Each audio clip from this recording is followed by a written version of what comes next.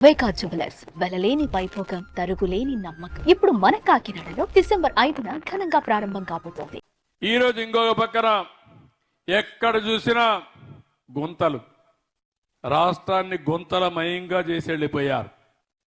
గ్రామీణ ప్రాంతాల్లో డబ్బులు లేకుండా పనులు ఆగిపోయినాయి.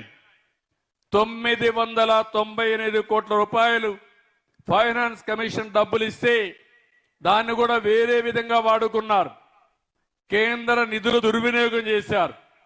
4500 కోట్ల రూపాయలు సద్వినియోగం చేయకుండా డైవర్ట్ చేసి మనకు వచ్చే డబ్బులు కూడా రాకుండా చేసి అవన్నీ కూడా కరెక్ట్ చేశాం.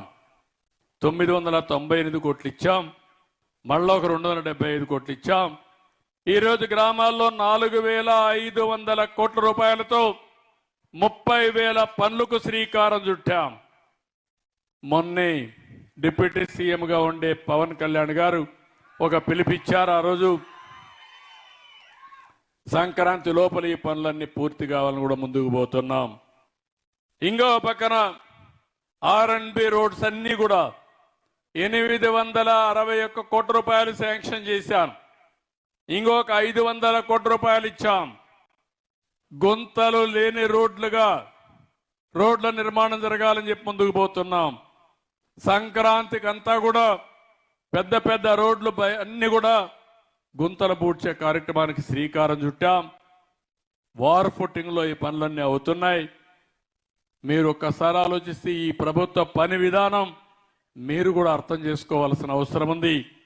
ఇన్ని ఇబ్బందులున్నా ఇబ్బందులను అధిగమిస్తూ ఒక్కొక్క పని చెప్పిన పనులను నెరవేర్చుకుంటూ ముందుకు పోతున్నాం. ఇంకో పక్క చాలా సార్లు చెప్పాను నేను, బాబు వస్తే జాబ్ వస్తుందని. మా తమ్ముళ్ళకు అనేక సార్లు చెప్పాను, మీరు నా మీద ఎంతో నమ్మకం పెట్టుకున్నారు. అందుకనే ఫస్ట్ టైం దేశంలోనే ఎవరు ఎక్కువ ఉద్యోగాలు వస్తే ఆ పరిశ్రమలకు ఎక్కువ ఇన్సెంటివ్స్ ఇస్తా అని చెప్పిన ఏకైక ప్రభుత్వం తెలుగుదేశం ప్రభుత్వం, ఎన్డీఏ ప్రభుత్వం. ఆ విధానం చూసినప్పుడు 25 కొత్త నూతన పాలసీలు తీసుకొచ్చాం. ఒకప్పుడు నేను ఈజ్ ఆఫ్ డూయింగ్ బిజినెస్ అన్నాను, ఇప్పుడు స్పీడ్ ఆఫ్ డూయింగ్ బిజినెస్ అంటున్నాం. 5 నెలల్లో 4 లక్షల కోట్ల రూపాయల పెట్టుబడితో మా తమ్ముళ్లకు 4 లక్షల ఉద్యోగాలు ఇప్పించే బాధ్యత మాదని మీ అందరికీ హామీ ఇస్తున్నా. ఇంకో పక్క నేను ఆ రోజు మాట్లాడాను వర్క్ ఫ్రమ్ హోమ్ అని. మీ ఇంట్లో కూర్చొని నువ్వు పనిచేసే విధానానికి రూపకల్పన చేస్తానని ఇప్పటికే చాలా మందితో మాట్లాడాం. వాళ్ళు కూడా సుముఖంగా ఉన్నారు.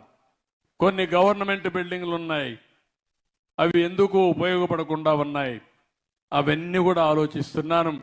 అవన్నీ ఆలోచించి అక్కడ కూడా కంప్యూటర్లు పెట్టి మీకు దగ్గరుండే ప్లేస్లో పనిచేసే విధంగా నైబర్హుడ్ కాన్సెప్ట్ తీసుకొస్తున్నాం.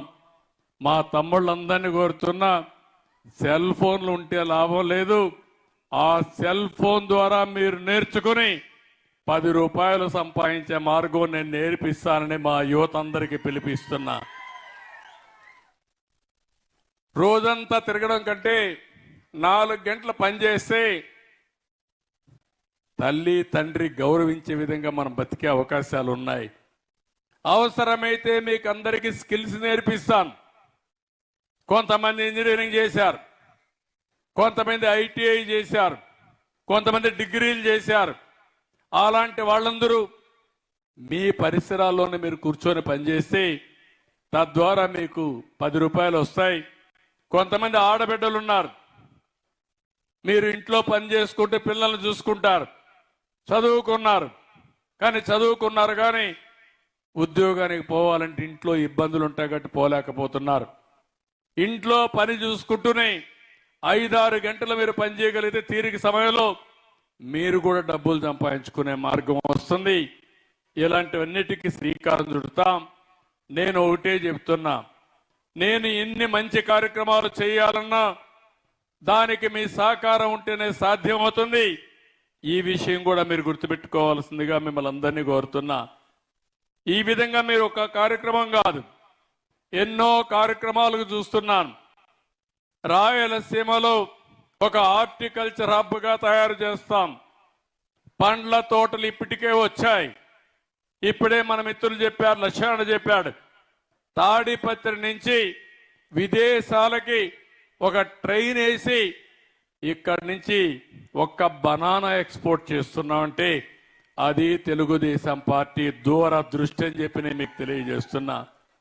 సుమన్ టీవీలో మీ పర్సనల్ అండ్ బిజినెస్ ప్రమోషన్స్ కోసం కింది నెంబర్కి కాంటాక్ట్ చేయండి.